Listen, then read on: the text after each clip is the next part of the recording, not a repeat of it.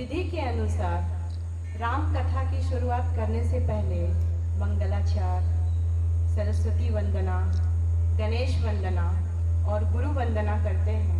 तत्पश्चात राम का उद्घोष करके हम प्रभु श्री राम की कथा आरंभ करते हैं।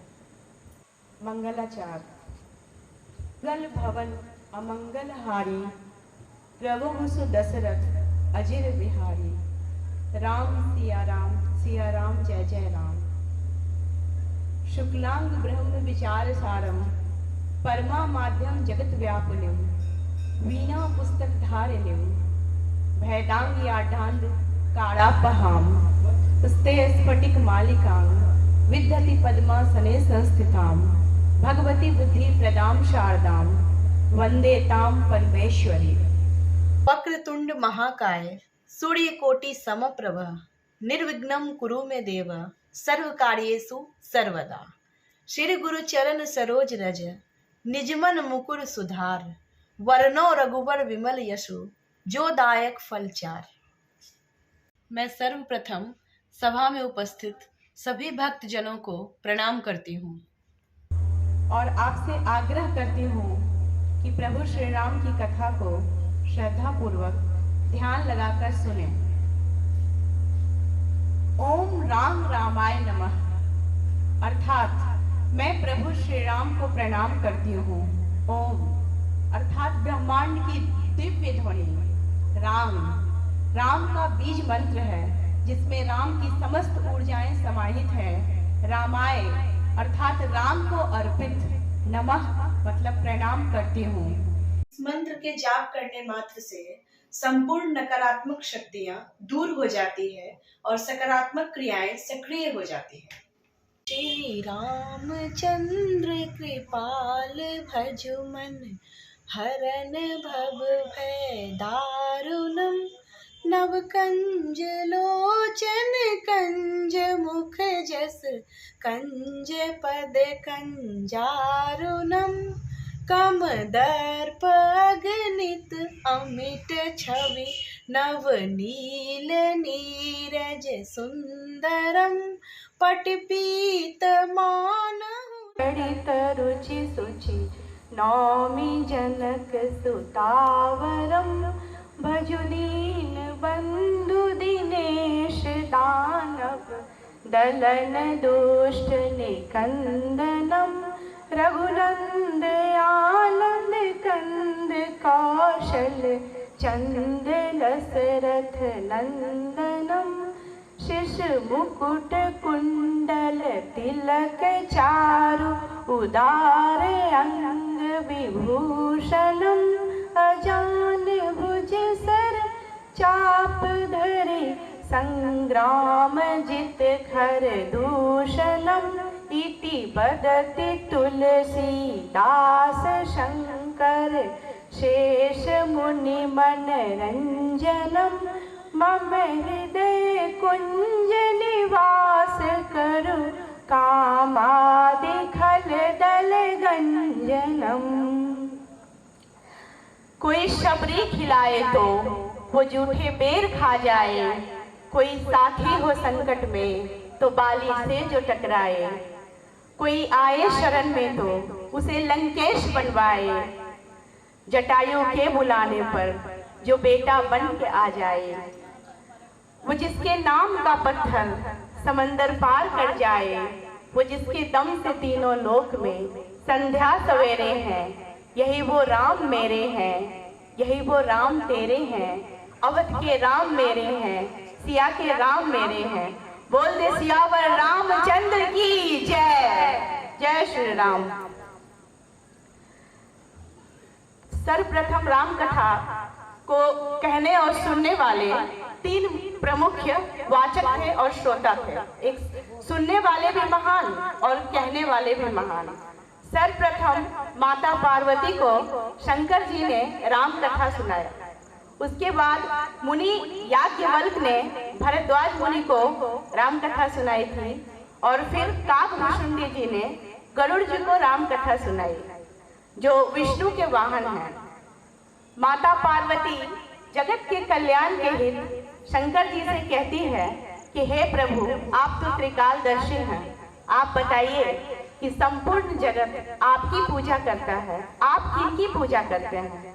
तो भगवान कहते हैं, शंकर जी, मैं मर्यादा पुरुषोत्तम श्री राम की पूजा करता हूँ, जो सच्चिदानंद स्वरूप, न्यायकारी, अजन्मा, अनादि, सर्वेश्वर, सर्वव्यापक, सर्व अंतर्यामी, अजर, अमर, अभय, नित्य, पवित्र और सृष्टिकर्ता है और वह उपासना करने के योग्य है। वो माता पार्वती से कहते हैं कि भवानी सुन लो राम कहानी, रोज नई लगती है लेकिन कथा है परम पुरानी।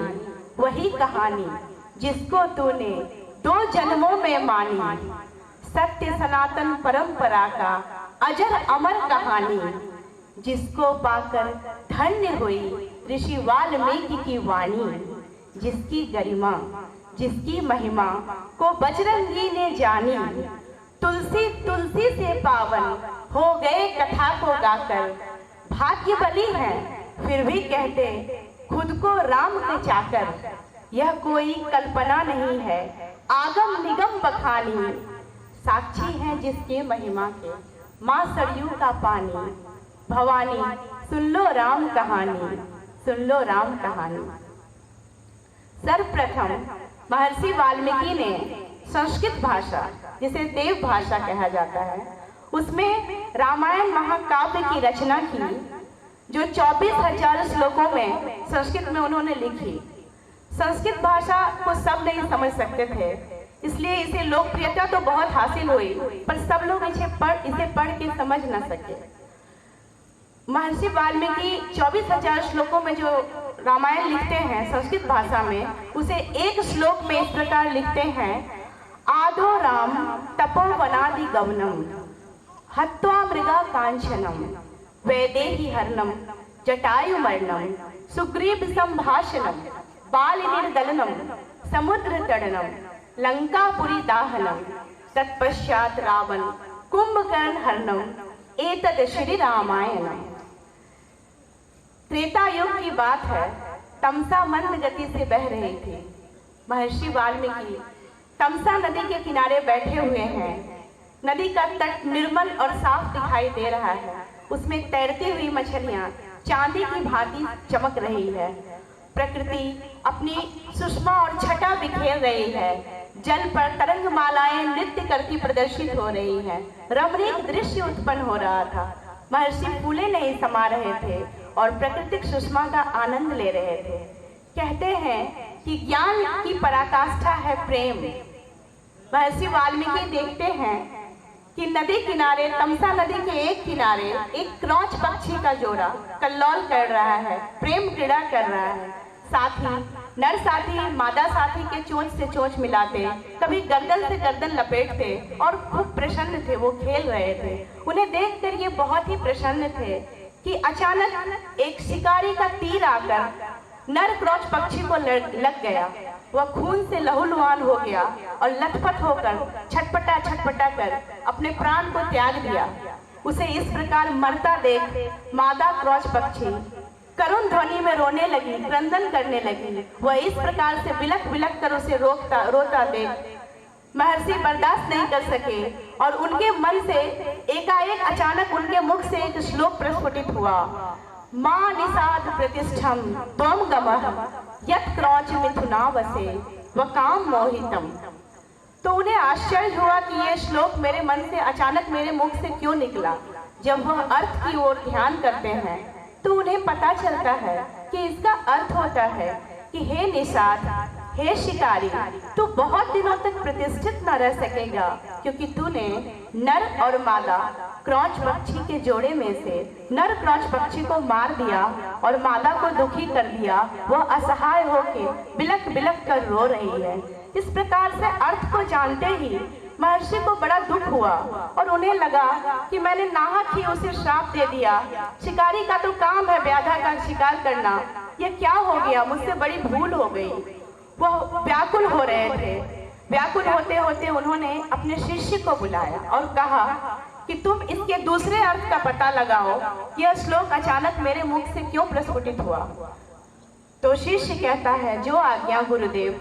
जब दूसरा अर्थ ऋषि बताता है तो कहता है, हे गुरुदेव, इसका दूसरा अर्थ निकलता है कि हे माधव रामचंद्र, तू बहुत दिनों तक प्रतिष्ठित रह सकेगा, क्योंकि तूने रावण और मंदोदरी जैसे काम पीड़ित जोड़े में से दुष्ट रावण की हत्या कर दी। यह श्लोक जानते ही महर्षि की व्याकुलता जाती रही और वह अत्यंत ही प्रसन्न हुए। और फिर कथा के अनुसार विष्णु जी खुद प्रकट होते हैं और उन्हें प्रेरणा देते हैं रामचरितमानस रामायण को लिखने के लिए। रामायण में राम प्रभु श्री राम की बाल लीला का वर्णन और जितने भी प्रभु श्री राम, राजा दशरथ, रानियां, माता सीता और सारे राम के जितने भी लीलाएं हैं, वो उन्हें पर्दे पे जैसे हम फिल्म देखते हैं सिनेमा की भांति सब कुछ उन्हें अच्छी तरह से चित्र दिखाई देता था और वो जो दिखता था उसे अच्छी तरह से रामायण महाकाव्य में उन्होंने लिख डाला। उसके बाद 16वीं शताब्दी में गोस्वामी तुलसीदास जी का जन्म हुआ। वो आए जो रामचरितमानस के रचयिता हैं।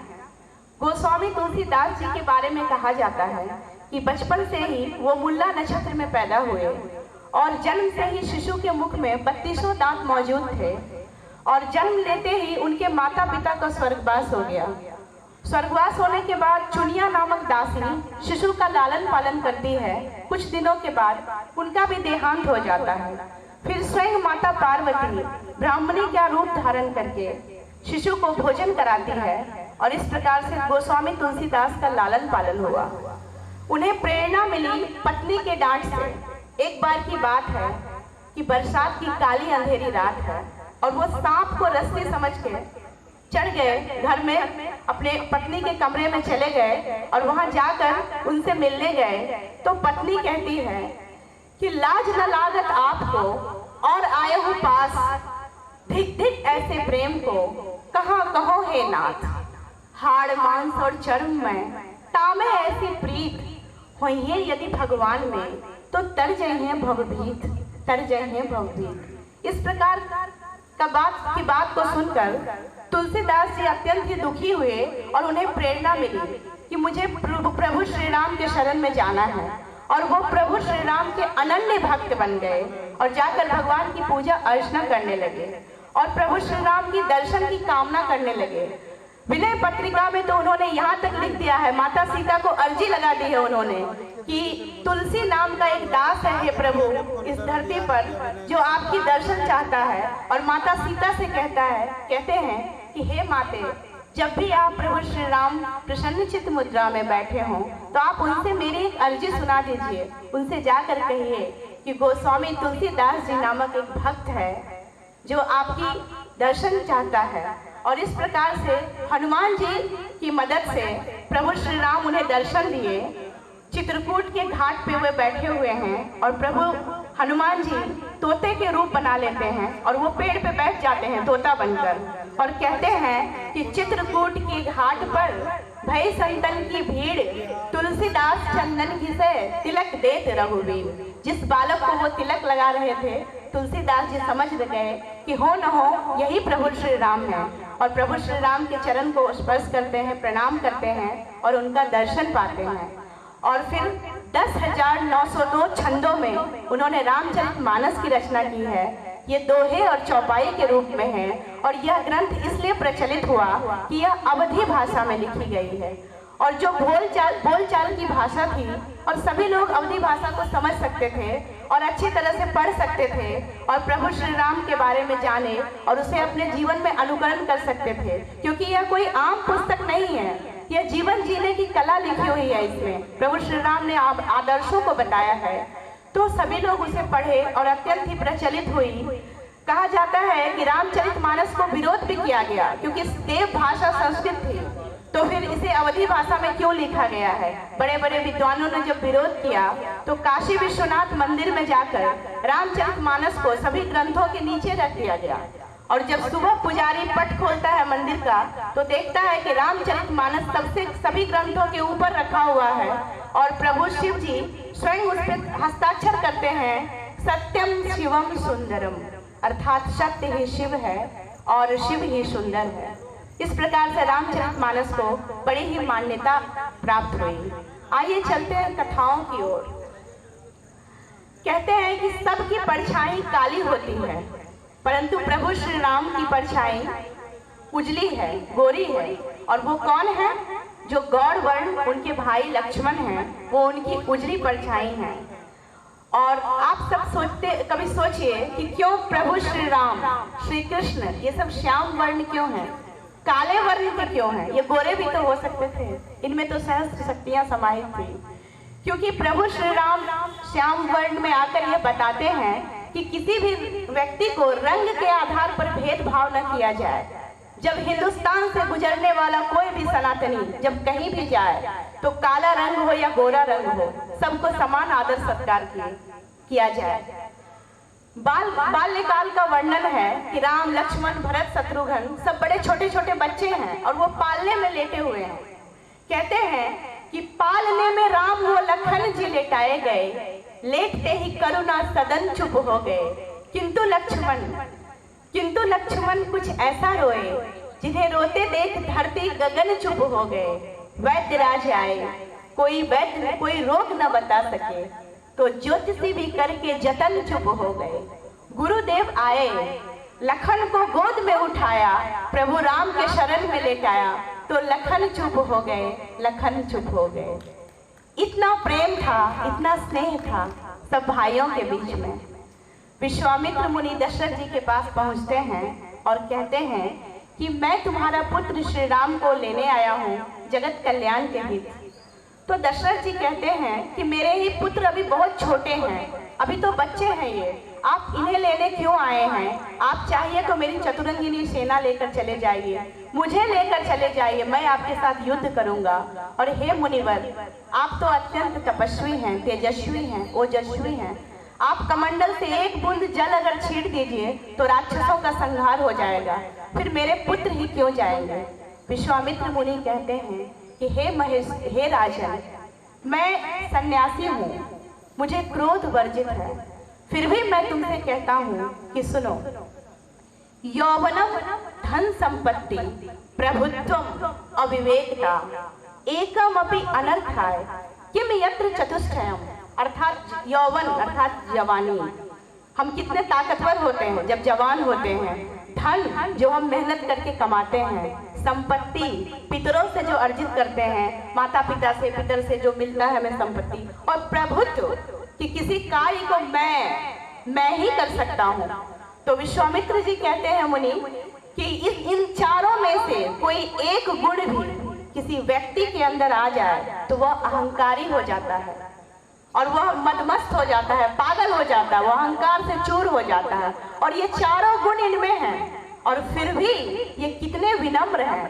प्रातः काल उठ के रघुनाथा, मातु पिता गुरु नावहि माता, विप्र धेनु सुर संत हित, लिन्न मनुज अवतार। अर्थात प्रभु श्री राम है, ये सिर्फ आपके पुत्र मात्र नहीं हैं। विप्र अर्थात ब्राह्मण वो नहीं जो कि जाति से ब्राह्मण होते हैं, हर वो व्यक्ति जो शिक्षा के कार्य में लगा हुआ है उन सबों को ब्राह्मण कहते हैं, विप्र कहते हैं। धेनु अर्थात गोपालक जो गाय की रक्षा करे, सुर अर्थात देवता, और संत वो लोग जो परोपकार के कार्य में प्रतिदिन लगे रहते हैं, उन सबों की रक्षा के लिए ही तो इनका जन्म हुआ है, इसलिए मैं इन्हें ले जाता हूँ। तो दशरथ जी अनुमति दे देते हैं और प्रभु श्री राम वहाँ जाते हैं, ताड़का सुबाहु जैसे राक्षसों का वध करते हैं, गौतम मुनि की पत्नी अहिल्या का उद्धार करते हैं और बहुत सारे परमार्थ के कार्य करते हैं। दशरथ जी प्रभु श्री राम और लक्ष्मण को विश्वामित्र मुनि के साथ वन को भेज देते हैं, परंतु उनके पुत्र प्रेम में मोह था। वो राम के जाते ही व्याकुल हो जाते हैं, वो राम के बिना नहीं रह पाते हैं। भगवान सबको मर्यादा पुरुषोत्तम श्री राम की तरह बेटा दे, जो जीते जी तो अपने पिता की आज्ञा का पालन कर ही रहे हैं, मृत्यु के बाद भी वो उनकी मोक्ष के बारे में सोचते हैं। चितय पितय दीनय दृढ़ धर्मा, अर्थात पिता को वो सोचते हैं कि ये तो दिवंगत होकर ऊपर चले गए हैं, फिर भी इनको पुत्र मोह ही खत्म नहीं हो रहा है। वो देखते हैं कि जब उनका राज्याभिषेक होता है राम राज्य में, तो ऊपर से सारे देवता फूल बरसा रहे हैं और उनके पिता आंखों में आंसू भर भर के बड़े भावुक होकर फूल पुष्प की वर्षा करते हैं। तो रामचंद्र जी अपनी भ्रिकुटी उठाते हैं और कड़े स्वर में कहते हैं कि क्या पुत्र और क्या पिता, अब हम कोई पिता पुत्र नहीं रह गए, तनिक मोह को त्यागिए, अब आप देवता बन गए हैं, मोक्ष की प्राप्ति मिलेगी, अब छोड़ दीजिए इस मोह को, और पिता के मोह को भंग करते हैं और दशरथ जी को मोक्ष की प्राप्ति होती है।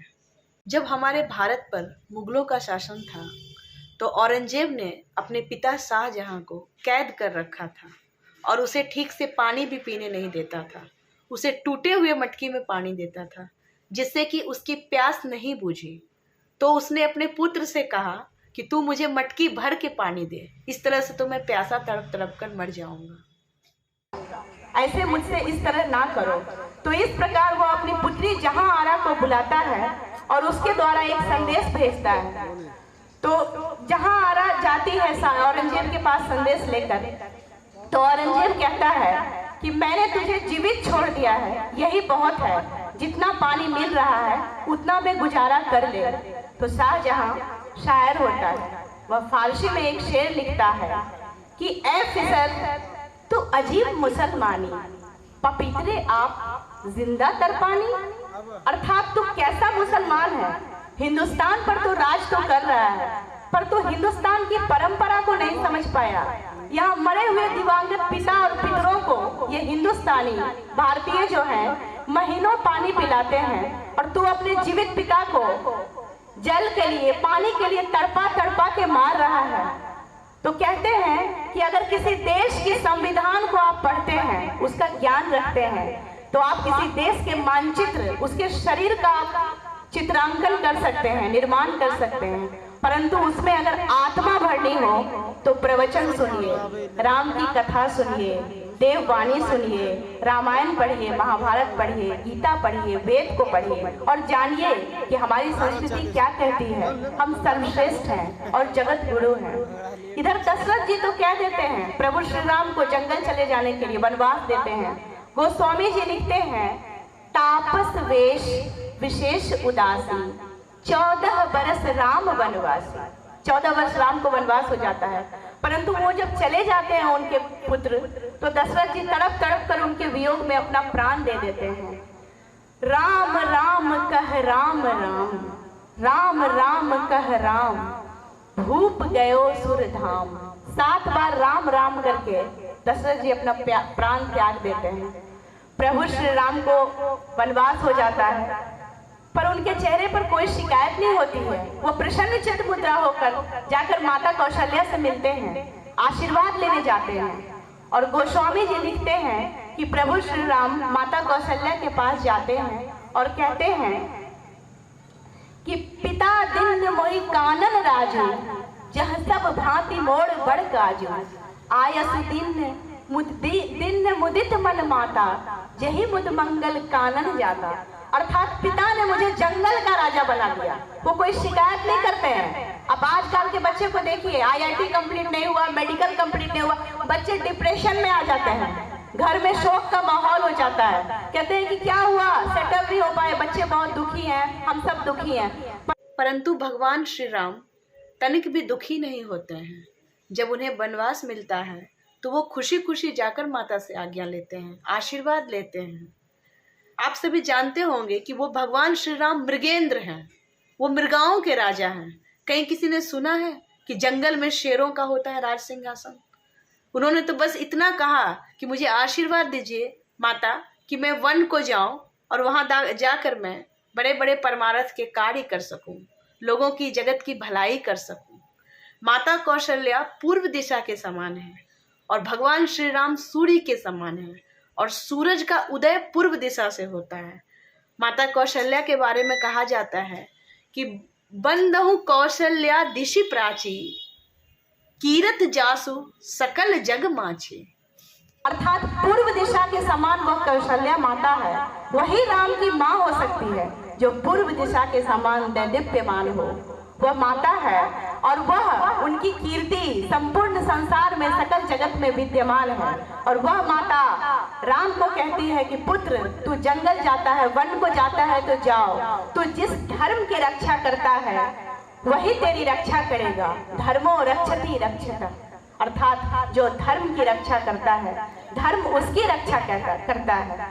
माता कहती है पुत्र से कि हे पुत्र, मैं आकाश की पूजा करूंगी, मैं पाताल की पूजा करूंगी, मैं अग्नि की पूजा करूंगी, मैं मरुत देव की पूजा करूंगी, मैं नर भगवान जो भी है, आकाश पाताल देवी देवता सहस्त्र नक्षत्र, भूमंडल, वायुमंडल, पृथ्वी, स्वर्ग, नरक, सभी जगह की मैं पूजा करूंगी। मैं वन की पूजा करूंगी, मैं समस्त जगत के प्राणियों की पूजा करूंगी कि तेरे राह में कोई कांटा न तुझे चुभे, तुझे कोई बाधा नहीं आए। जा पुत्र, तेरा आशीर्वाद मेरे साथ है। इधर लक्ष्मण और राम के बीच में संवाद होता है। अगर आप लोग प्रतिमा नाटकम पढ़े होंगे तो उसमें लिखा हुआ है कि लक्ष्मण कहते हैं राम से जाकर, क्योंकि लक्ष्मण स्वभाव से जरा उग्र है, वो राम से कहते हैं कि परशुराम का दिया हुआ यह सारंगी जैसा धनुष लेकर तू ढो रहा है भाई, हे भैया आप ढो रहे हैं और खुद को धर्म पालक कहते हैं कि मैं धर्म की रक्षा करता हूँ, तो आप किस तरह के धर्म पालक हैं? युद्ध कीजिए, धनुष उठाइए, बाण चलाइए और सिंहासन पर विराजमान होइए। जंगल क्यों जा रहे हैं? क्यों वन को जाना है? क्यों वनवासी बनना है? प्रभु श्री राम कहते हैं, शांत हो जाते हैं और बड़े ही शांतचित होकर कहते हैं लक्ष्मण से कि हे भाई लक्ष्मण, मैं किसकी हत्या करूं? उस पिता की जो रघुकुल रीति की परंपरा को निभाने के लिए अपने प्राणों की आहुति दे देता है। रघुकुल रीति सदा चली आई, प्राण जाई पर वचन न जाई। या उस भाई का वध कर दूं मैं? पाप जिससे कोसों दूर है, जिसके व्यक्तित्व से भी पाप दूर है, पाप भी कहता है कि भरत जाए तो मैं आऊं, या उस माता की जो वरदान मांगती है, और मैं इन सबों की अगर हत्या कर दूं तो मुझे क्या मिलेगा? राजपाट। ऐसे राजपाट का मैं क्या करूंगा लक्ष्मण? और आजकल देखिए हमारे समाज में भाई भाई में जंग छिड़ा हुआ है, झगड़ा हो रहा है, जमीन के लिए, जायदाद के लिए, सब खून के प्यासे हैं। हम प्रभु श्री राम ने हमें क्या सिखाया कि जिसके घर में प्रेम का वातावरण है, भाइयों में कलह नहीं है, सब मिलजुल कर रहते हैं, वही राम राज्य है। और वो हर घर अयोध्या है जहाँ इस प्रकार के परिवार में, कुटुंब जनों में कलह नहीं हो और प्रेम का वास हो। तब लक्ष्मण समझ जाते हैं और प्रभु श्री राम से क्षमा मांगते हैं और माता के पास, सुमित्रा के पास जाते हैं और माता सुमित्रा से आज्ञा लेते हैं वन जाने को। तो माता हो तो सुमित्रा जैसी, वो लक्ष्मण से कहते हैं कि हे बेटा, राम और सीता जब अयोध्या छोड़कर जा रहे हैं तो अब अयोध्या रही कहाँ? संपूर्ण अयोध्या नगरी जा रही है, तू भी साथ में चला जा। माता कहती है कि यदि हुआ बाल बांका भी तो होगा भाई की सेवा में, चढ़ जाए प्राणों की बाजी तो रघुराई की सेवा में। देखना मेरे लाल हो तुम तो सत पर सदा अड़े रहना, 14 वर्षों की सेवा में वीरों की भांति खड़े रहना। जाओ प्रसन्न रखो उनको जो मुद मंगल के दाता हैं। अब पिता तुम्हारे रामचंद्र, अब सिया तुम्हारी माता है, अब सिया तुम्हारी माता है। इस प्रकार से आशीर्वाद देकर पुत्र को जंगल भेजती है, वन को, और प्रभु श्री राम, लक्ष्मण और सीता माता सब जंगल की ओर चलते हैं।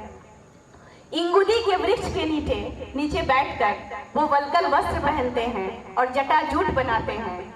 तो यहाँ पर एक बड़ा ही मार्मिक प्रसंग आता है, केवट का प्रसंग। वो जाके केवट से मिलते हैं। केवट से मिलकर प्रभु श्री राम जैसे ही केवट देखता है कि राम आ रहे हैं तो वो दौड़ा दौड़ा आता है और प्रभु श्री राम के चरण को पकड़ लेता है और प्रणाम करने लगता है। वह केवट कोई और नहीं था, वह पिछले जन्म का कछुआ था जो प्रभु श्री राम का हजारों वर्ष तपस्या किया और तब उन्हें ब्रह्मा जी प्रकट होकर वरदान दिए थे कि तुम्हें अगले जन्म में प्रभु श्री राम के दर्शन होंगे। राम कहते हैं केवट से कि पार कर दे केवट, अब तो वन को जाते हैं हम। संग में है 3 मूर्ति, अवध से आते हैं हम। संग नारी प्राण प्यारी, सुकुमारी है खड़ी। देर मत करना महेंद्र, जल्दी आओ ना, जल्दी आओ ना। रात से जागे हुए हैं, नींद से माते हुए हैं। केवट आता है तो प्रभु श्री राम कहते हैं कि मैं तो तुम्हारा ऋणी हो जाऊंगा। प्रभु श्री राम केवट से कहते हैं कि मैं वनवासी हूँ, मेरे पास तुम्हें देने के लिए कुछ भी नहीं है, मैं राजकुमार अब नहीं रहा, केवट प्रभु श्री राम के चरणों में प्रणाम करता है, काठ की हांडी लाता है, उनके चरण को धोता है और भगवान से आशीर्वाद लेता है। यहाँ पर सुनिए, बड़ा ही मार्मिक प्रसंग है। केवट कहता है कि मेरा घर है सुरसरी के तट, तुम रहते जग जलनिधि के तट। मैं गंगा का ही माझी हूँ, तू भवसागर के केवट हो। मजदूर कहीं मजदूरों से मजदूरी लेता है राजा, मल्लाह कहीं मल्लाहों से मल्लाही लेता है राजा। यदि खुद को ऋणी समझते हो तो ऋण तुम उस वक्त चुका देना। मैं गंगा पार कराता हूँ, तुम भवसागर पार करा देना, भवसागर पार करा देना।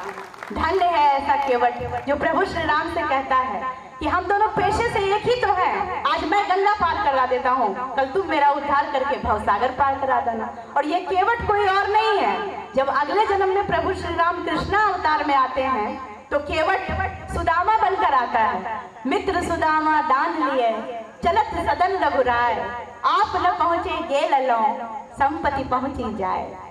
देखी सुदामा की दीन दशा, करुणा करके करुणा निधि रोए। पानी परात को हाथ छुयो नहीं, नैनन के जल से पग धोए, नैनन के जल से पग धोए। एक कंगाल ब्राह्मण कन्हैया से मिलने नगर द्वारिका को चले आ रहे हैं। पहुंचे सुदामा नगर द्वारिका को, वहां जाके उसने दरबान से पूछा, ए दरबान, जाके तू कन्हैया से कह दे मिलने को तुझसे सखा आ रहा है। थे बचपन के साथी और त्रिभुवन के मालिक, कांटों की राहों में संग चले थे। सुदामा का नाम लेते दौड़े कन्हैया, कहो यार इतने कष्ट क्यों उठाए। सुदामा के पैरों में कांटे चुभे हैं, कन्हैया उन्हें अपने हाथों निकाला, अपने हाथों निकाला। मैं कहती हूँ यहाँ पर प्रभु श्री राम देखिए हमें क्या बता रहे हैं कि आपके पास कितना भी धन हो, दौलत हो, संपदा हो, लेकिन आपका जीवन व्यर्थ है अगर आपके पास कोई एक सच्चा मित्र नहीं हो जिसके पास आप हास परिहास की बात कर सकें, अपने हृदय की गठरी को खोल सकें, हंसी मजाक कर सकें, खुल के बात कर सकें। हमारे जीवन में मित्रों का बड़ा महत्व है, ऐसा भगवान श्री राम कहते हैं। अब केवट से मिलकर नदी पार कर लेते हैं, गंगा नदी, और वो वन की ओर जाते हैं। वन में चलते चलते वो चित्रकूट पहुंच जाते हैं। चित्रकूट पहुंचते ही वो चाहते हैं कि अब यहाँ पर विश्राम किया जाए। उन्हें वहाँ पहुंचते ही वन देवी प्रकट होती है और कहती है कि हे मर्यादा पुरुषोत्तम दशरथ पुत्र श्री राम, वन में आपका स्वागत है, कहिए मैं आपकी क्या सेवा करूं। वन देवी जब ऐसा कहती है तो प्रभु श्री राम कहते हैं, जो रूखा सूखा होगा कुछ खा लेंगे, फल कंद मूल फल से अपना गुजारा कर लेंगे, कुटिया बनाकर विश्राम कर लेंगे। हे वन देवी, अगर आप मेरे लिए कुछ करना ही चाहते हैं तो आप ऐसा करिए कि मैं जिस रास्ते से आया हूँ उस रास्ते के कांटे को आप हटा दीजिए। तो वन देवी कहती है कि जो आज्ञा प्रभु, और जरा संकुचित सकुचाए हुए कहती है कि हे प्रभु, हे जगत के उद्धार करता, आप मुझे ये बताइए कि उस रास्ते से तो अब आप चले आए हैं, अब उस रास्ते पे कांटे रहे या ना रहे उसका क्या काम, उसे मैं हटाऊं या ना हटाऊं। तो प्रभु श्री राम कहते हैं कि हे देवी, मेरा एक बावला भाई है जो अवश्य ही मुझे खोजता हुआ उस जंगल के रास्ते से जब आएगा तो कांटे उसके पांव में चुभ जाएंगे। तो वन देवी कहती है कि क्या आपका भाई जो है वो इतना कोमल है उसके चरण कि कांटे चुभे उसके तो वो चल नहीं सकेगा। क्षमा कीजिएगा प्रभु, मेरी जिज्ञासा जाग उठी। तो कहते हैं प्रभु श्री राम कि वो कोमल तो नहीं है, कठोर और शक्तिशाली इतना कि अगर इंद्र का वज्र भी उसके वक्ष स्थल से टकरा जाए तो टकरा कर चकनाचूर हो जाए, लेकिन हृदय का बड़ा कोमल है। अगर एक भी पांव में उसके कांटे चुभ गए तो वो समझेगा कि मेरे भाई के पांव में इतने कांटे चुभे होंगे, और ऐसा सोचकर उसका दिल टूट जाएगा। वन देवी कहती है, वन देवी कि धन्य है महाप्रभु और धन्य है आपका भ्रातृ प्रेम। तो इस प्रकार से वो वहां पहुंचते हैं। अब वहां पर्ण कुटिया बनाकर वहां राम और सीता विश्राम कर रहे हैं। लक्ष्मण एक शिलाखंड पे बैठे हैं, प्रहरी बने हुए हैं। मैथिली शरण गुप्त ने पंचवटी में लिखा है, जब लक्ष्मण प्रहरी बने हुए हैं और माता सीता और राम विश्राम कर रहे हैं, तो पहरा दे रहे हैं, तो लिखते हैं पंचवटी में कि चारु चंद की चंचल किरणें खेल रही थी जलथल में, स्वच्छ चांदनी बिछी हुई थी अवन और अंबर तल में, पुलक प्रकट करती थी धरती हरित तृणों की नोकों से, मानो तरु भी झूम रहे हों मंद पवन की झोंकों से, जाग रहा है कौन धनुर्धर जबकि भुवन भर सोता है, किस व्रत में यह व्रती लीन है, इस कुटिया में क्या धन है, जिसकी सेवा में हित अर्पित इसका तन है मन है जीवन है, मर्त्यलोक मालिन्य मेटने स्वामी संग जो आई है, तीनों लोक की लक्ष्मी ने यह कुटी आज अपनाई है, यह कुटी आज अपनाई है, कोई भी न रहने पर निर्जन मौन नहीं होता, आप से कहता है वह, आप से सुनता है, आप से सुनता है। और उधर ननिहाल से लौट गए हैं भरत अयोध्या, उन्हें बुलाया गया विशेष कार्य बस। वो जैसे ही ननिहाल से वहां पहुंचते हैं अयोध्या, तो उन्हें पता चलता है कि प्रभु श्री राम लक्ष्मण सीता सबको वनवास हो गया है 14 वर्ष का। उन्हें माता कैकेयी और दशरथ जी ने वनवास दे दिया है और वो चले गए हैं वन को। तो इस प्रकार उन्हें जाता देखकर भरत रोने लगते हैं और वो भरद्वाज मुनि के पास चले जाते हैं उनके आश्रम में, और उनका चरण पकड़ के रोते हैं और कहते हैं कि ये घोर अनर्थ हो गया माता से। ये संपूर्ण रामायण में भरत ही एक ऐसा पात्र है जिसकी कोई गलती नहीं है, लेकिन फिर भी वो प्रायश्चित करता है। वो भरद्वाज मुनि से कहता है कि क्या आज भी प्रभु श्री राम मुझसे प्रेम करते हैं, वो मुझसे कितना प्रेम करते हैं, क्या वो मुझे क्षमा कर सकेंगे? माता से तो अनर्थ हो गया है, अब मैं क्या करूं? तो भरद्वाज मुनि कहते हैं कि हे राजन, हे भरत, मैं ये तो नहीं जानता कि राम तुमसे कितना प्रेम करते हैं, परंतु सुनो, मैं तुम्हें एक प्रसंग सुनाता हूँ कि जब वह जा रहे थे जंगल, तो उस वक्त रात्रि वेला में वह मेरे ही कुटिया में विश्राम किए, और सुबह उठकर जब स्वास्ति वाचन मंत्र में उन्हें करा रहा था, तो मैंने उनसे कहा जम्बो दीपे, तो उन्होंने भी कहा जम्बो दीपे। और जैसे ही मैंने कहा भरत खंडे, तो रामचंद्र जी के हाथ से पूजा की थाल गिर पड़ी, जल गिर गया और वो पछाड़ खाकर जमीन पर गिर गए और कहने लगे हाय भरत, हाय भरत। अब सुनो भरत, राम तुमसे इतना प्रेम करते हैं, तुम सोचो कि कितना तुमसे राम प्रेम करते हैं। भरत की आंख भर गई और वह अपने पितरों की पूर्वजों की पूजन करने लगते हैं और वो जंगल जाने की तैयारी करते हैं। और वो अकेले नहीं जाते हैं, उनके साथ समस्त अयोध्यावासी, नगरवासी, माता पिता, गुरु, ससुराल पक्ष के जितने भी लोग हैं ननिहाल से, सबको लेकर वो जाते हैं कि किन्हीं की बात तो सुन लेंगे प्रभु श्री राम और अयोध्या लौट जाएंगे जंगल से।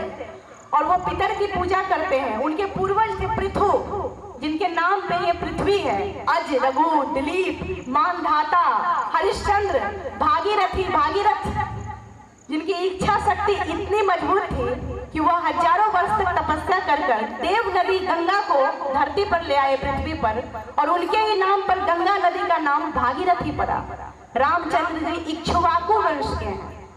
इक्ष्व का अर्थ होता है संस्कृत में एक, जिसका न रस समाप्त होता है और न यश समाप्त होता है, और इक्ष्वाकु वंश भी इसी रस और यश का प्रतीक है।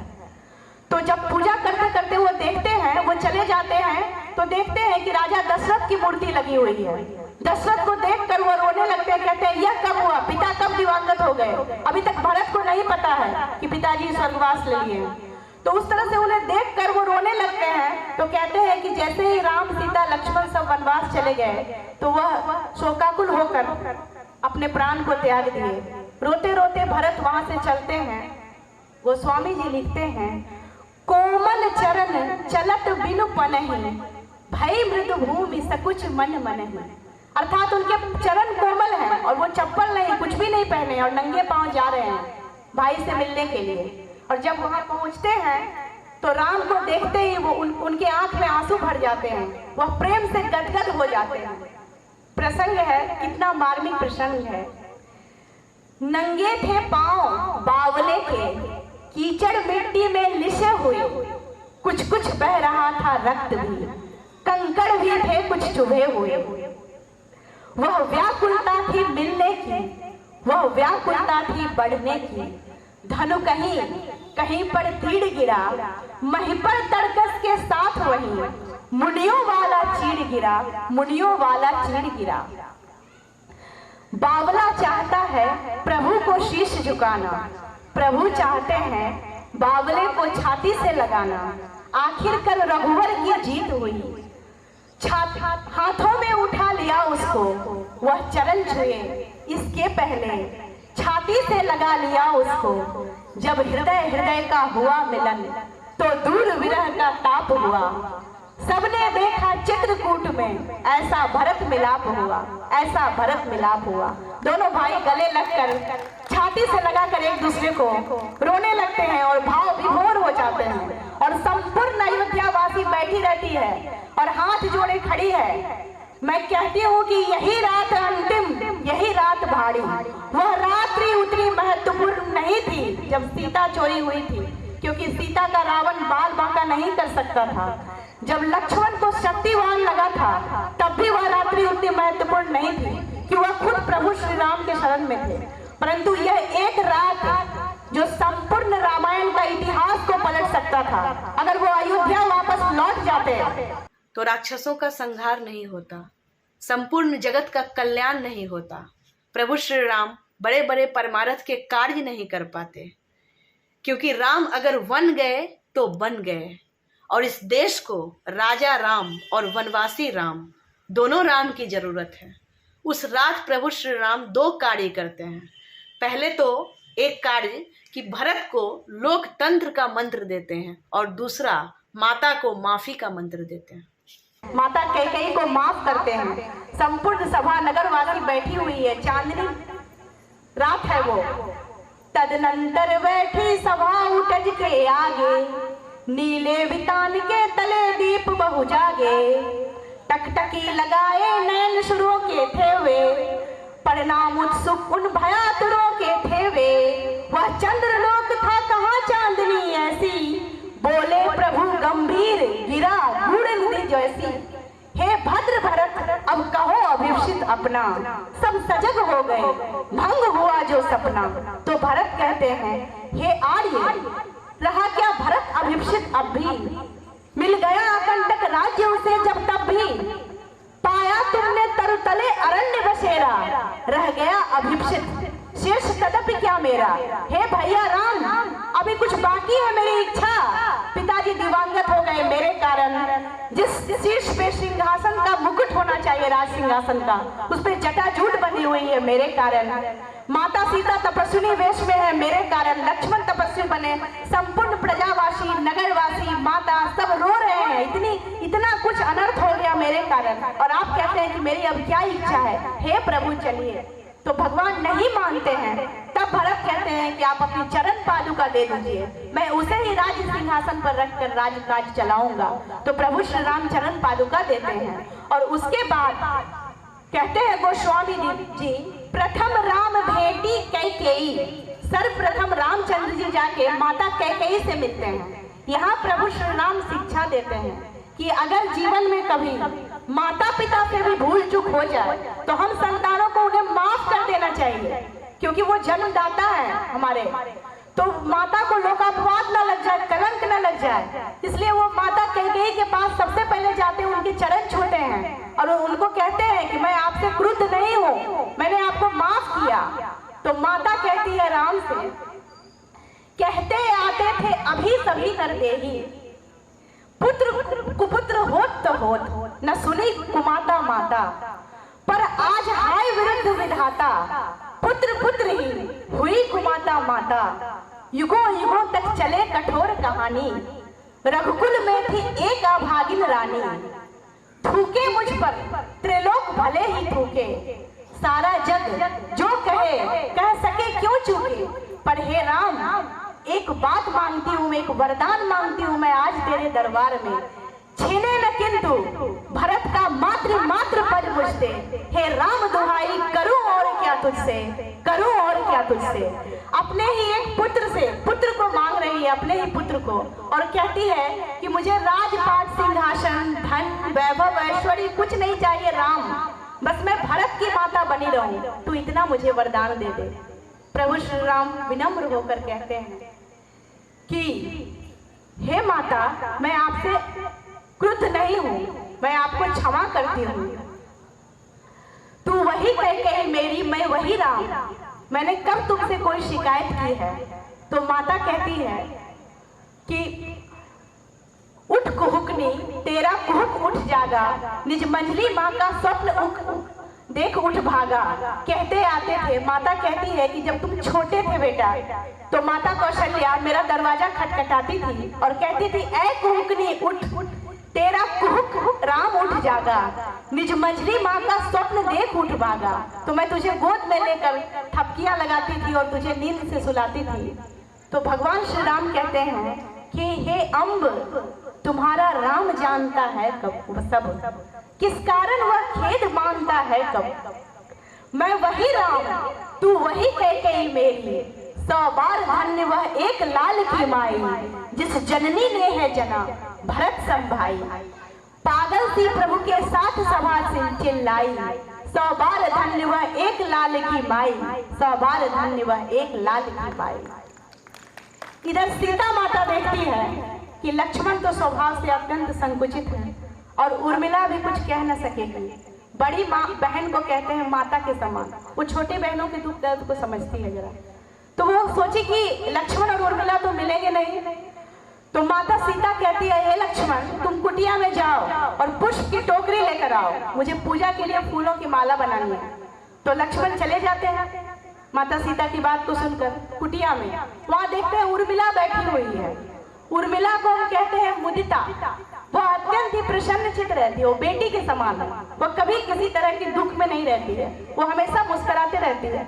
लक्ष्मण को देखकर वो मुस्कुराते हुए उठी और हाथ जोड़कर प्रणाम करके कहती है लक्ष्मण से, मेरे उपवन के हरिण आज वनचारी, मैं बांध लूंगी तुझे तजो भय भारी। वो कहती है अपने पति से कि प्रभु श्री राम और माता सीता की सेवा में तुम हो लक्ष्मण, मैं कोई शिकायत नहीं कर रही तुमसे, और मैं तुझे अपने प्रेम पास में यहाँ बांधने नहीं आई हूँ। मैं दूर रहूं या पास रहूं, मेरा प्रेम हमेशा तुम्हारे साथ है। मैं तो बस ये देख रही थी कि जो मेरे वन में कुदकने फुदकने वाला मेरे बगिया में जो हिरन था, आज तपस्वी बना हुआ है, क्या बात है। तो लक्ष्मण कहते हैं हाथ जोड़कर अपनी पत्नी से कि वन में तनिक तपस्या करके बनने दो मुझको निज योग्य, भाभी की बहना तुम वस्तु नहीं मेरे उपभोग। वो कहते हैं कि मैं तो तुम्हारे लायक ही नहीं हूँ उर्मिला, तुम भारतेश्वरी माता सीता की बहन हो और मैं साधारण सा बालक। प्रभु श्री राम तो त्रिकालदर्शी हैं, मैं भी तनिक तपस्या करके कुछ यश तप कमाऊं और तुम्हारे पति कहलाने के लायक बनूं।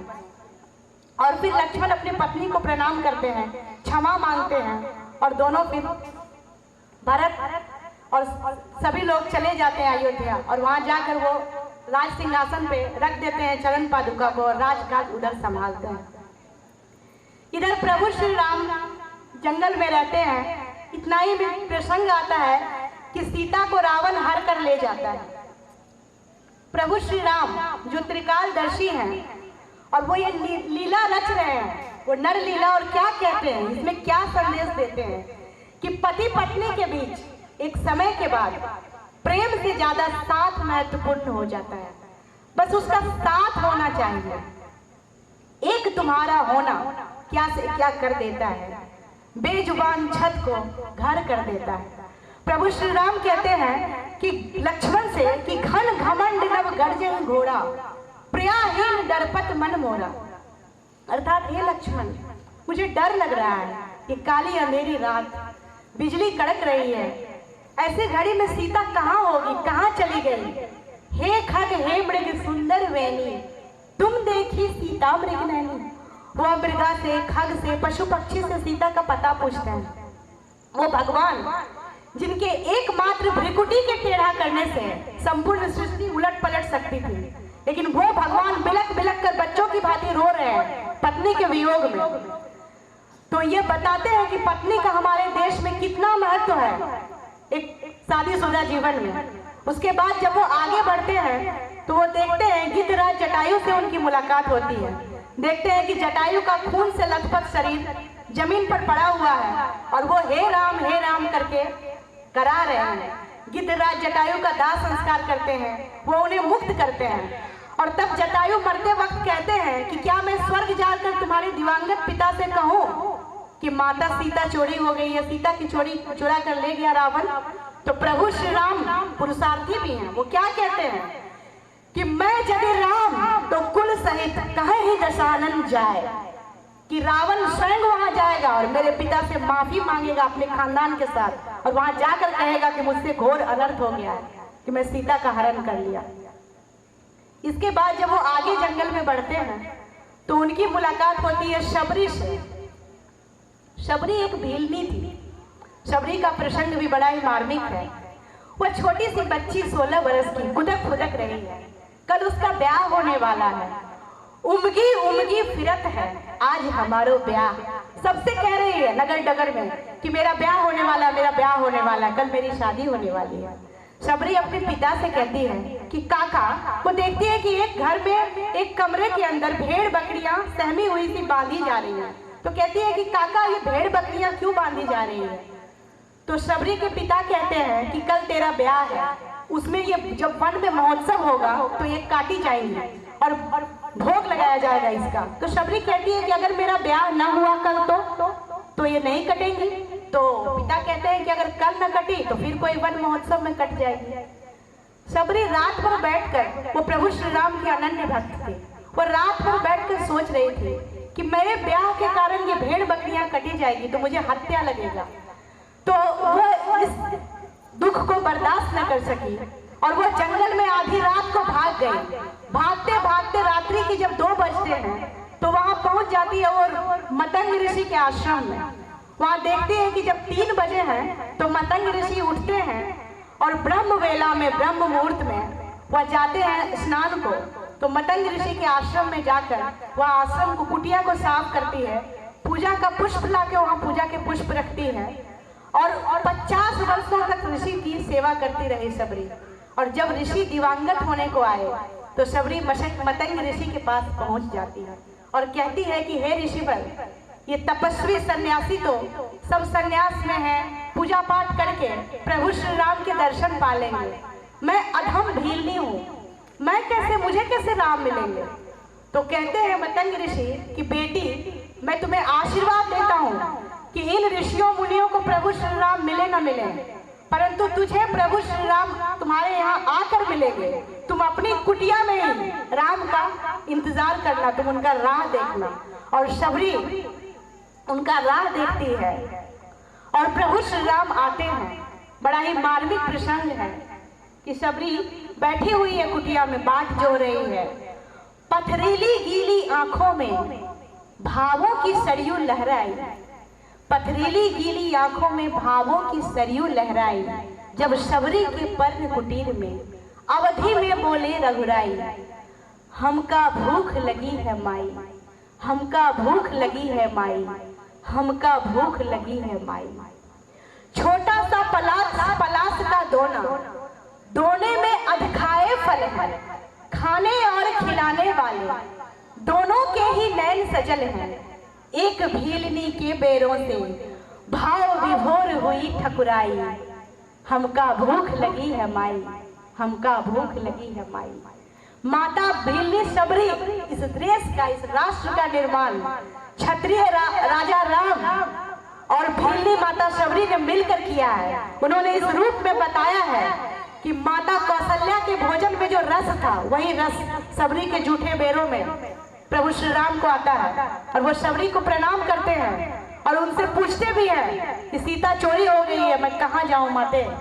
तो शबरी कहती है कि हे रघुवर, पंपापुरी जाओ और जाकर वहां सुग्रीव से मित्रता करो। वहां जाकर सुग्रीव से तुम्हारी मित्रता होगी, वानरी सेना बनाओ, तब तुम लंकेश रावण पर विजय प्राप्त कर सकते हो। शबरी को प्रणाम करके प्रभु श्री राम वहां से चलते हैं। तो वहां पहुंच जाते हैं वो समुद्र के किनारे। सबसे पहले सुग्रीव से उनकी मित्रता होती है। वानर सेना बनाते हैं और वानरी सेना को लेकर वो समुद्र से रास्ता मांगते हैं।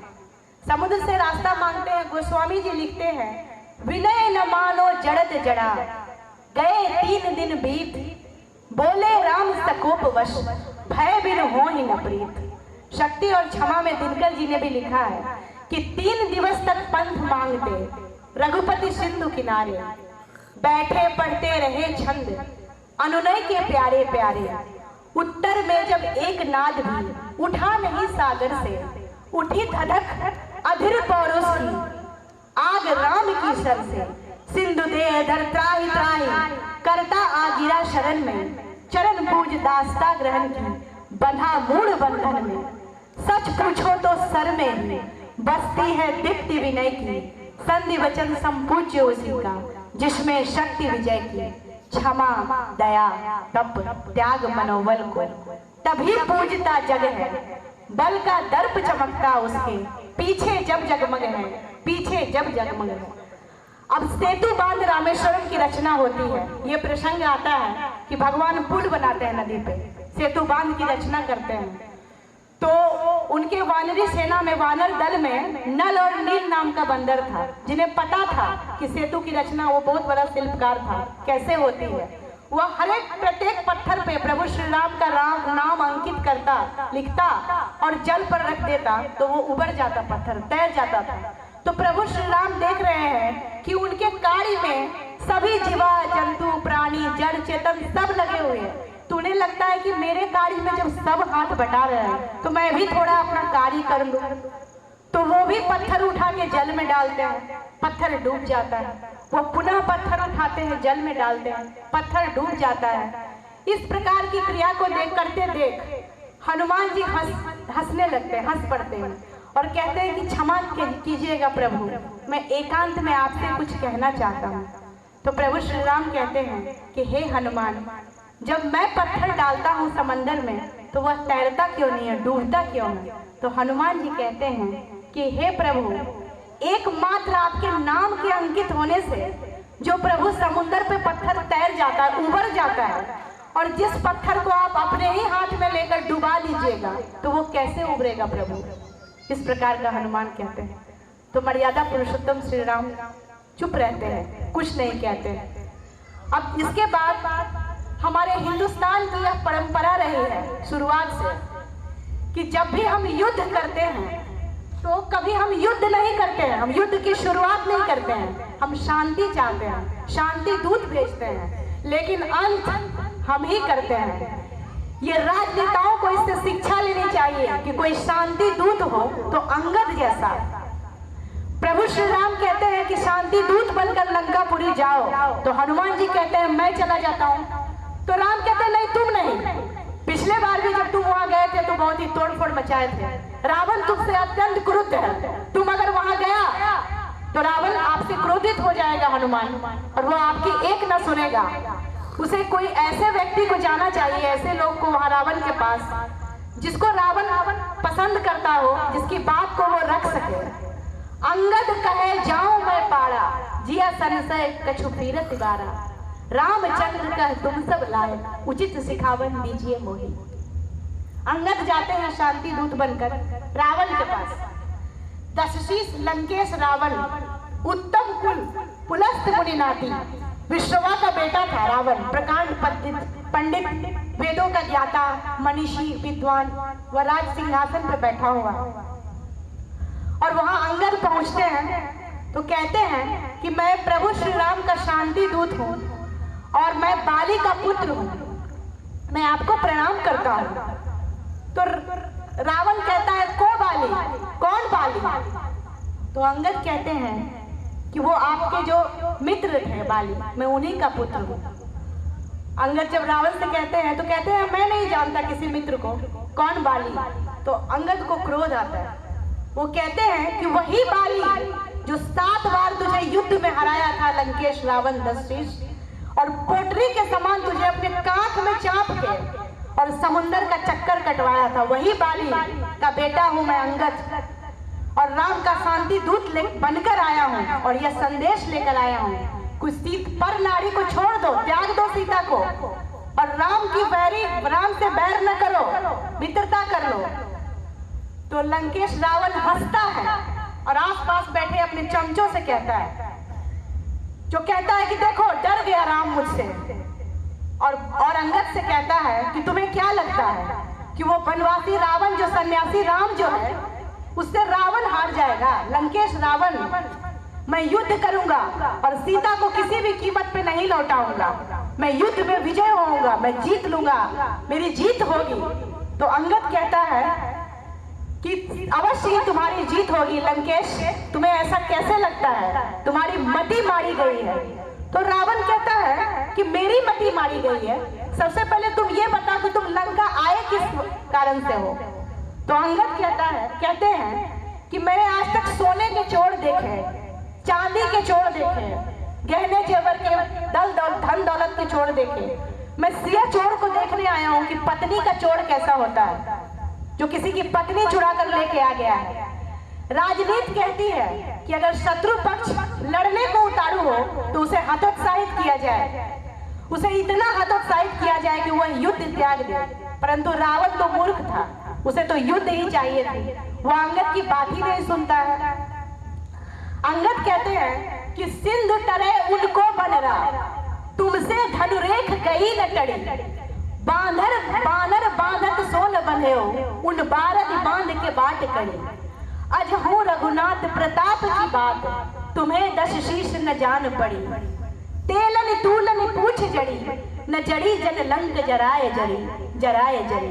कि उनका एक बानर आकर समुद्र पार करके चला गया और तुमसे लक्ष्मण रेखा नहीं पार की गई, और उनका बानर आके संपूर्ण लंकापुरी में आग लगा दिया, ध्वस्त कर दिया। तेल तुम्हारे, कपड़े भी तुम्हारे और जली भी तुम्हारी, और बानर के पूंछ का बाल बांका तक न तू कर पाया लंकेश। और तू कहता है कि राम से टकरा जाएगा, तू कहता है कि वो सन्यासी राम है। तो इसी प्रकार से इस देश में बार बार राजा राम और वनवासी राम की आवश्यकता है। ऐसे ही बार बार आता है रावण और कहता है, चर्चिल ने अपने प्रसिद्ध भाषण में महात्मा गांधी के बारे में कहा था कि भारतीयों को क्या लगता है कि वायसराय का हाथी उसके सामने सलामी फेंक देगा? वह अधरंगा फकीर कहा था महात्मा गांधी को। और इस बार भी रावण कहता है रामचंद्र जी को अधरंगा फकीर, बार बार कहता है। अब ये हम पर है, आप पर है कि हमें राम राज्य चाहिए अथवा रावण राज्य चाहिए। जब अंगद की कोई बात नहीं सुनता है रावण, तो अंगद कह देता है कि तेरी नाश तो निश्चित है, और अंगद चले जाते हैं प्रभु श्री राम के दल में। उसके बाद प्रभु श्री राम समुद्र किनारे बालुका की प्रतिमा बनाते हैं, शिवलिंग 3 फुट लंबी। भगवान श्री राम अजान बाहु हैं और कहते हैं कि मुझे एक प्रकांड पंडित की आवश्यकता है, जो ज्ञानी हो, ज्ञाता हो। मैं उससे ही पहले भगवान शिव की पूजा करना चाहता हूँ, मैं इष्ट देव की, युद्ध प्रारंभ करने से पहले। तो जामवंत जी कहते हैं कि इस निर्जन वन में आपको कहाँ ऐसा पुरोहित मिलेगा? तो कहते हैं कि हाँ, एक पुरोहित है लंकेश रावण, पर क्या वह आपको पूजा कराएगा? राम कहते हैं कि प्रस्ताव लेकर जाइए। जामवंत जी लंका पहुंचते हैं प्रस्ताव लेकर रावण के पास। रावण उनका बड़ा स्वागत सत्कार करता है। जामवंत जी कहते हैं कि मैं तुम्हारे अतिथि सत्कार से अत्यंत ही प्रसन्न हुआ। तो रावण जामवंत जी को प्रणाम करता है और फिर पूछता है कि कहिए किस कारण आना हुआ? तो जामवंत जी कहते हैं कि एक विशेष कार्यवश तुम्हारे पास आया हूँ। मेरे एक मित्र हैं जो वनवासी हैं और वो भगवान शिव की पूजा करना चाहते हैं, और पूजा के लिए उन्हें एक प्रकांड पंडित, वेदों का ज्ञाता और विद्वान पुरोहित की आवश्यकता है। क्या आप उन्हें पूजा कराएंगे? तो रावण कुछ नहीं कहता है। वह पूछता है जामवंत जी से कि क्या ये वही वनवासी राम और लक्ष्मण हैं जो अयोध्या नरेश दशरथ के पुत्र हैं? तो जामवंत जी कहते हैं हाँ। फिर रावण कहता है कि क्या इनका उद्देश्य लंका पर विजय प्राप्त करना है? तो जामवंत जी कहते हैं हाँ। फिर पूछते हैं रावण से कि क्या इसके बाद भी आप पूजा का प्रस्ताव स्वीकार करेंगे? तो रावण कहते हैं कि पुरोहित का यह धर्म है कि वह घर पर आए यजमान को कभी वापस नहीं लौटने देता। वह पूजा करता है और मैं तो पूर्ण पूजा का पुरोहित हूँ, मैं अवश्य ही पूजा कराऊंगा। तो अब तो वो पुरोहित बन गए, आचार्य हो गए। तो जामवंत जी कहते हैं कि आचार्य ये बताइए कि जब पूजा कराइएगा तो पूजन सामग्री में क्या क्या एकत्रित करूं? तो रावण कहता है कि अगर यजमान वनवासी हो तो यह पुरोहित का धर्म होता है, पंडित का, कि वह स्वयं पूजा सामग्री एकत्रित करे। तो जाकर उनसे कह दो कि मैं पूजन सामग्री लेकर ही आ जाऊंगा। तब कहते हैं कि हे आचार्य ये बताइए कि पूजा का समय क्या होगा? तो रावण के तो पांव के नीचे अपना सहस्त्र ग्रह, नक्षत्र, शनि, राहु, केतु सबको रखता था। वह नक्षत्रों को सजा दिया और बोला कि कल सुबह प्रातः काल मैं 5 बजे पूजा कराऊंगा, तुम तैयार रहना। जामवंत जी आप तैयार रहिए, राम को कहिए तैयार रहने के लिए। और वह इंद्रजीत को बुलाता है, अपने बेटा को, पुत्र को, और इंद्रजीत मेघनाथ से कहता है कि जाओ जाकर अशोक वाटिका में सीता से कहना कि रावण तुमसे मिलने आ रहा है। और सीता से जाकर रावण कहता है कि तुम्हारे पति श्री रामचंद्र मुझे पुरोहित स्वीकार किए हैं और कल मैं उनका पूजा कराऊंगा समुद्र के तट पर, और तुम इंद्रजीत के साथ रथ पर बैठकर वहां चली जाना। और ये मत समझना कि मैंने तुम्हें मुक्त कर दिया है, वापस फिर तुम इसी अशोक वाटिका में चली आना, क्योंकि तुम अब भी मेरी बंदी ही हो, मैं तुम्हें नहीं अभी मुक्त किया हूँ। तो चले जाता है जामवंत जी चले जाते हैं, रावण पुरोहित बनकर आता है, राम लक्ष्मण उनको प्रणाम करते हैं, फिर पूजा में बैठ जाते हैं। तो कहते हैं कि यजमान क्या आप विवाहित हैं? तो प्रभु श्री राम कहते हैं कि हाँ मैं विवाहित तो हूँ। तो आपकी पत्नी कहाँ है? तो कहते हैं इस वक्त मेरी पत्नी मेरे साथ नहीं, वह कहीं और है। तो कहते हैं कि किसी भी विवाहित पुरुष का कोई भी पूजा सफल नहीं हो सकता जब तक कि उसकी अर्धांगिनी उसके साथ न बैठे, उसकी पत्नी उसके साथ न बैठे। वो सीता को बुलाता है और राम के बगल में बैठा देता है और पूजा संपन्न होता है। पूजा संपन्न होने के बाद जब पूजा समाप्त हो जाती है, पूजन विधि, तो प्रभु श्री राम को वरदान दे देता है वो लंका विजय का। कहता है, राम जब प्रणाम करते हैं तो लंकेश कहता है विजय भव, बना पुरोहित रावण राम का, विजय का वर दे आया, वरदान दे दिया। तो श्री राम कहते हैं कि हे आचार्य पूजा समाप्त हो गई, मुझे वरदान भी मिल गया, अब दक्षिणा मुझसे ले लीजिए। तो रावण कहता है कि उचित समय आने पर मैं दक्षिणा ले लूंगा, पर राम कहते हैं कि मैं मर्यादा पुरुषोत्तम हूँ और मेरी रघुकुल की ये रीति है कि मेरी पूजा अधूरी रह जाएगी, आप मुझसे कुछ न कुछ दक्षिणा ले लीजिए।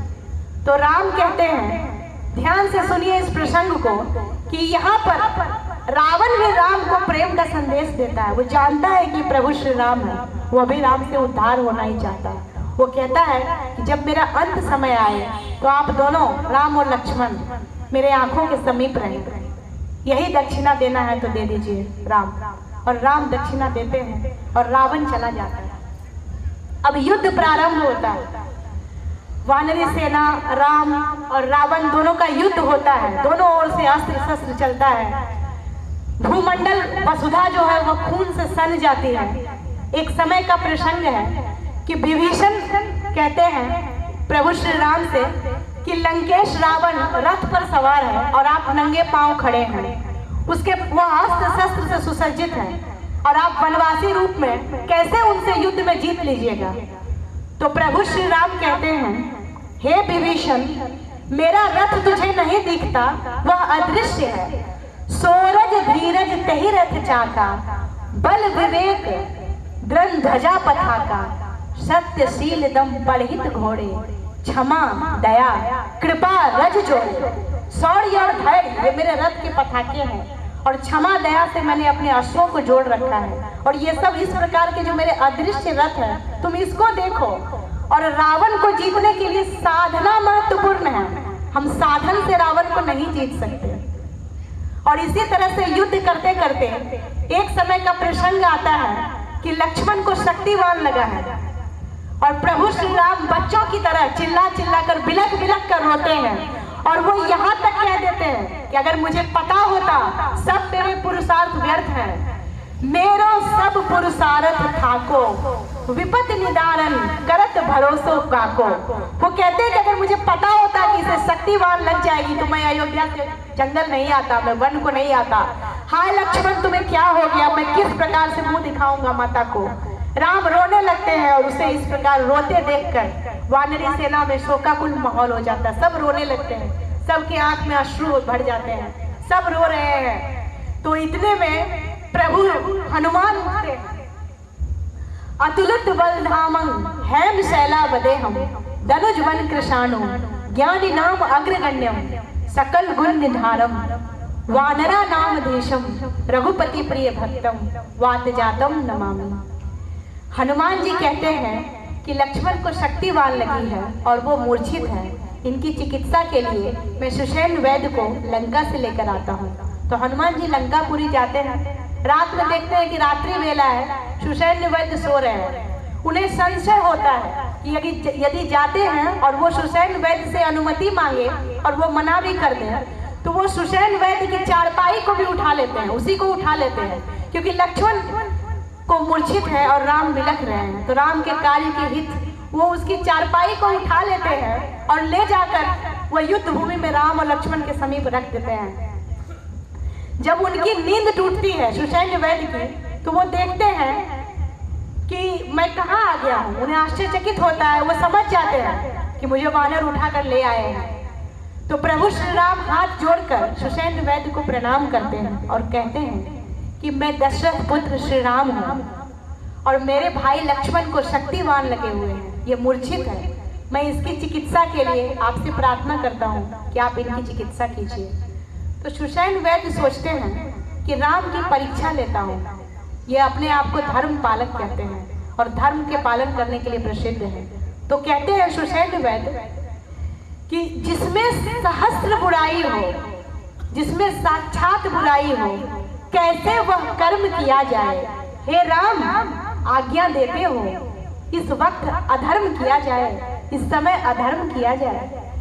मैं रावण का हूँ, वैद्य रावण के दल का, और उसे पता भी नहीं है, ज्ञात भी नहीं है, और तुम शत्रु पक्ष हो। मैं उसका रोटी खाता हूँ। किस प्रकार से मैं तुम्हारे भाई, आपके भाई की चिकित्सा करूं? क्या यह उचित होगा? यह धर्म का कार्य होगा? तो प्रभु श्री राम रोते रोते कहते हैं कि धर्म की वेदी पर, धर्म की बलि वेदी पर अगर लक्ष्मण मरता है तो मर जाए, आवाज यही होगी मेरी, मैं धर्म नहीं मरने दूंगा, मैं धर्म नहीं मरने दूंगा। तब सुषेण वैद्य भावुक हो जाते हैं और प्रभु श्री राम से कहते हैं कि हे मर्यादा पुरुषोत्तम राम, तू सच में धर्म का रक्षक है, धर्म का रक्षा करने वाला है, धर्म की रक्षा करता है, और मैं तुम्हारे भाई की चिकित्सा करूंगा। चिकित्सक का भी यह धर्म है कि शत्रु हो या मित्र, उसे यही दीक्षा दी जाती है कि अगर वो चिकित्सक है तो सर्वप्रथम अगर कोई रुग्ण अवस्था में है तो उसकी चिकित्सा की जाए। तो लक्ष्मण को कहते हैं सुषेण वैद्य राम से कि संजीवनी बूटी लेकर आओ सूर्योदय के पहले, जो द्रोणाचल पर्वत पर है, हिमालय के समीप है द्रोणाचल पर्वत, और सूर्योदय के पहले लेकर आना। अगर सूर्यास्त हो गया तो लक्ष्मण की मूर्छा नहीं टूट सकेगी, उसके प्राण पखेरु उड़ जाएंगे। तो हनुमान जी जाते हैं द्रोणाचल पर्वत लाने, वो चले जाते हैं द्रोणाचल पर्वत लेकर, वो आते रहते हैं। तो भरत जी इधर देखते हैं कि एक यान अयोध्या के ऊपर से चला जा रहा है। भरत जी घबरा जाते हैं कि कहीं कोई शत्रु, कोई राक्षस आक्रमण तो नहीं कर रहा है अयोध्या पे। वह वाहन चलाते हैं तो देखते हैं कि कोई प्रभु श्री हे राम करते हुए नीचे उतर गया, और हनुमान जी बताते हैं कि मैं प्रभु श्री राम का भक्त हूँ और मित्र भी हूँ, और मैं प्रभु श्री राम के भाई लक्ष्मण को शक्तिवान लगी है, उसकी चिकित्सा के लिए द्रोणाचल पर्वत लेकर जा रहा हूँ, जरा जल्दी में हूँ। मैं संजीवनी बूटी से उसकी चिकित्सा करने कहे हैं, जो है वहाँ पे जो चिकित्सक है, तो मैं इसलिए लेकर जा रहा हूँ, मुझे ले जाने दीजिए। सुषेण वैद्य ने कहा है कि सूर्योदय होने से पहले ही वहाँ पहुँच जाना है। इतने में उर्मिला वहाँ आती है तो कहती है हे हनुमान, आप न घबराइए, लक्ष्मण को कुछ नहीं होगा, वह युद्ध करते करते थक गए हैं और त्रिकालदर्शी प्रभु श्री राम के गोद में लेटे हुए हैं। स्वयं काल भी चाहे तो उन्हें अपने ग्रास में नहीं ले सकता। आप महीनों अगर यहाँ टिके रहे तो भी लक्ष्मण को कुछ नहीं होगा। और माता कौशल्या कहती है कि लक्ष्मण अगर मूर्छित है और वो जिंदा न बच सका तो मैं 14 वर्षों तक बहुत तपस्या की। मैं अपने बेटे का राह तो देख रही हूँ, पर मेरे बेटे राम से कहना कि अगर लक्ष्मण जीवित न बचे तो वापस अयोध्या लौट कर ना आए, उसे लेकर ही आए। और माता सुमित्रा कहती है हनुमान से कि हे हनुमान, अगर लक्ष्मण मर भी गया तो मेरा एक पुत्र अभी जीवित है, शत्रुघ्न, मैं उसे भी भेज दूंगी, लेकिन तुम माता सीता को लेकर आना। राम के पास जो गई हुई है, कैद में है, उसे वहां से छुड़ा कर लेकर आओ, लंका पर विजय करो और राम से कहना सीता के साथ ही लंका आए। तो हनुमान सोचते हैं कि धन्य है ये परिवार जहाँ एक दूसरे के प्रति कितना प्रेम है, कितना सम्मान है और कितना भरोसा है प्रभु श्री राम पे। भक्ति में कितना भाव है, कितना रस है इनके भक्ति में। तो हनुमान जी वहां से सबकी आज्ञा लेकर चलते हैं द्रोणाचल पर्वत को उठाए हुए। तो उन्हें संशय होता है कि कहीं सूर्योदय न हो जाए, तो वह सूर्य से विनती करते हैं और उन्हें अपने पुरुषार्थ को भी बताते हैं। सूर्य से कहते हैं कि हे सूरज, इतना याद रहे, संकट एक सूरज वंश पे है, लंका के नीच राहु द्वारा आघात दिनेश के अंश पे है। बस तब तक छुपे रहना भगवन, जब तक न जड़ी ले आऊं मैं, बस तभी प्रकट होना दिन कर, जब काल निशा मिटा दूं मैं। यदि मेरे आने से पहले किरणों का चमत्कार हुआ तो सूर्य वंश में सूर्य देव निश्चित ही अंधकार होगा। आशा है अल्प प्रार्थना ये, सच्चे जी से स्वीकारोगे, अन्यथा याद क्षमा करना भगवन, अंजनी तने से पाला है, बचपन से जान रहे हो तुम, हनुमत कितना मतवाला है।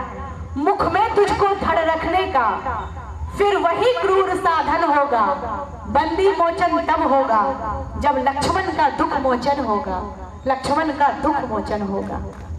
इस प्रकार से वो सूर्य से प्रार्थना करते हैं, द्रोणाचल पर्वत ले जाते हैं, सुषेण वैद्य लक्ष्मण की चिकित्सा करते हैं, उनकी मूर्छा टूट जाती है, वो जीवित हो जाते हैं। प्रभु श्री राम और वानरी सेना में हर्षोल्लास का लहर फैल जाता है।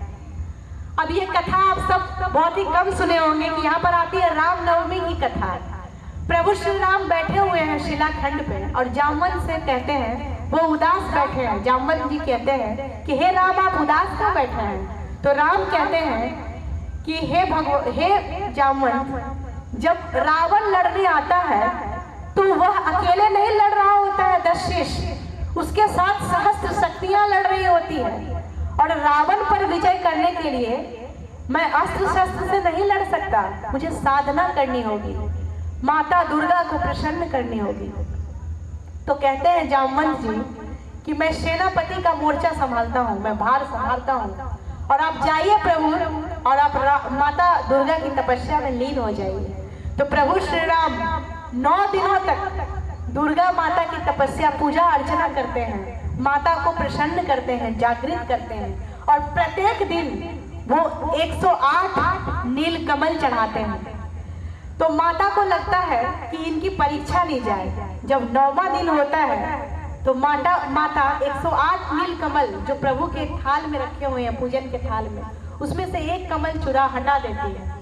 जब प्रभु श्री राम 108वां कमल उठाते हैं माता के चरणों में अर्पित करने के लिए, तो देखते हैं कि कमल ही नहीं है।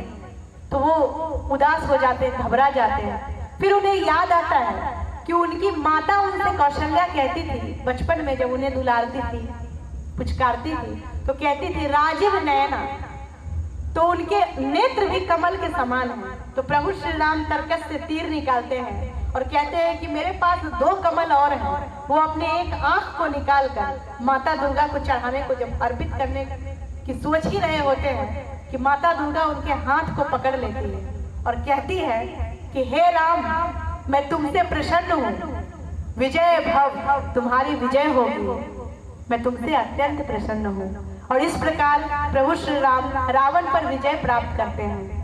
रावण धराशायी हो जाता है, प्रभु श्री राम उसकी हत्या करते हैं, वो मरने के मरणासन्न रहता है।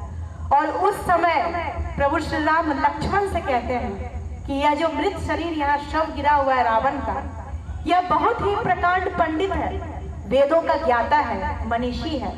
जाओ उससे जाकर लक्ष्मण कुछ जीवन के गूढ़ रहस्य को सीखो। तो लक्ष्मण वहां जाते हैं और रावण उसको 3 सीख देता है अपने जीवन का।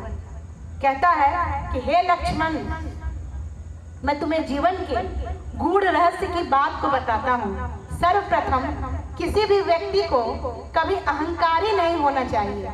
मुझ में अहंकार था, मैं राम को तुच्छ समझा, आज मेरी ये दुर्गति हो गई। दूसरी बात कि शत्रु पक्ष को कभी भी कमजोर नहीं समझनी चाहिए।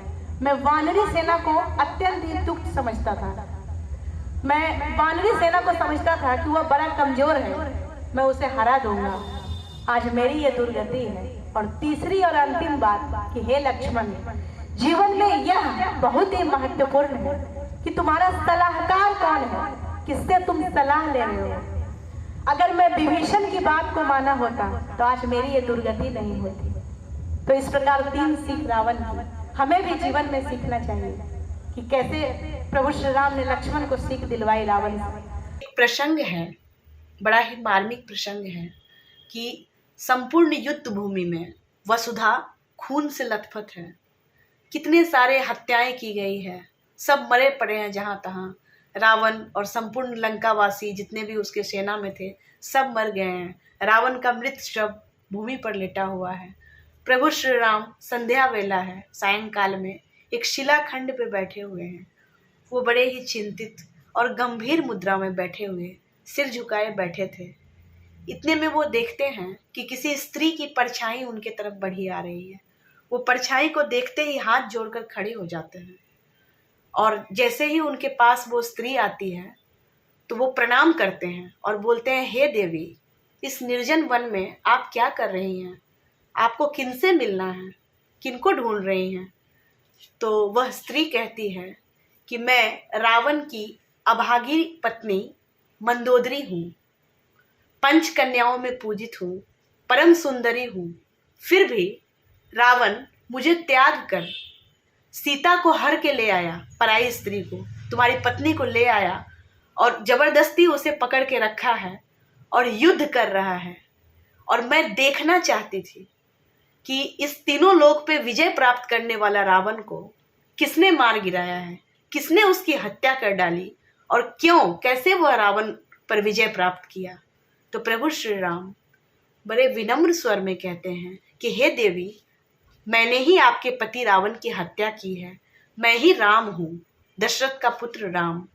आप कहिए मुझसे क्या पूछना है। तो मंदोदरी कहती है, हे राम, अब मुझे तुमसे कुछ नहीं पूछना, क्योंकि मैं समझ गई तुम किसी पराई स्त्री की परछाई मात्र को देखकर भी हाथ जोड़कर प्रणाम करते हो विनम्रता पूर्वक, और उसे भी स्पर्श नहीं करते।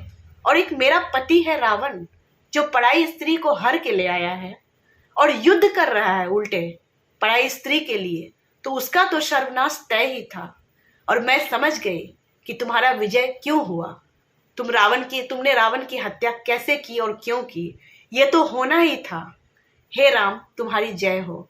और राम को आशीर्वाद देकर रोते हुए मंदोदरी वहां से निकल जाती है। और अंत में प्रभु श्री राम लंका पर विजय प्राप्त करके माता सीता को लेकर अयोध्या चले जाते हैं। जब अयोध्या जाते हैं तो वो माताओं को प्रणाम करते हैं और गुरु वशिष्ठ से मिलने जाते हैं। तो रास्ते में वो भरत से कहते हैं कि हे भरत, क्या मेरे अयोध्या लौटने पर अयोध्यावासी प्रसन्न नहीं है? तो भरत कहते हैं, क्यों भैया? तो कहते हैं कि इन सबों को देखकर मैं बच्चों को नहीं देख रहा हूँ अयोध्या में, 14 वर्ष बीत गए, ये बच्चे कहाँ हैं? तो प्रभु श्री राम को भरत कहते हैं कि हे भैया, जब आप ब्रह्मचर्य पालन कर रहे थे और वनवासी बन गए, वनवास को चले गए जंगल, तो संपूर्ण अयोध्यावासी वनवास को चली गई। वो सब ब्रह्मचर्य पालन करने लगी, अयोध्या में रहकर ये ब्रह्मचर्य पालन करने लगी। और यहाँ अयोध्या में कोई बच्चे ही, संतान ही उत्पन्न नहीं हुए, तो बच्चे कहाँ से दिखेंगे? अपने ही हाथ में गंगा जल को लिए रोते रहे, अपने ही अश्रु से गंगा जल को धोते रहे, हाथ में जल लिए राम रोते रहे। अच्युतम केशवम कृष्ण दामोदरम राम नारायणम जानकी वल्लभम। इस प्रकार से प्रभु श्री राम गुरु वशिष्ठ के पास पहुंचते हैं। वशिष्ठ मुनि कहते हैं कि मैं तुम चारों भाई को बचपन से शिक्षा दीक्षा दिया हूँ, तो अब समय आ गया है कि मैं भी तुमसे कुछ प्रश्न करूं। तो प्रभु श्री राम कहते हैं कि पूछिए गुरुवर। तो वशिष्ठ जी पूछते हैं, वशिष्ठ मुनि, कि जीवन में सर्वाधिक अनमोल वस्तु क्या है? शत्रुघ्न जी से अनमोल कुछ पूछा गया, बोले वीरताई के समान और क्या है? लक्ष्मण जी से पूछा गया, लक्ष्मण बोले मेरे सीता माई के समान और क्या है? जब रामचंद्र जी से पूछा गया तो राम मुस्कुराए और बोले जग की भलाई के समान और क्या है? और जब भरत से पूछा गया तो भरत चुप ही रहे, उनके आंख से आंसू गिरने लगे और उनके आंख से अश्रु, दो टुक अश्रु गिर के बोले जग में भाई के समान और क्या है? इस जग में भाई के समान और क्या है? इस प्रकार से ये अयोध्या नगरी थी। धन्य ये प्रभु श्री राम है और धन्य उनका राज्य है। हरि अनंत हरि कथा अनंता, कहीं सुनहि बहुविधि सब संता। राम सिया राम जय जय राम। धन्यवाद।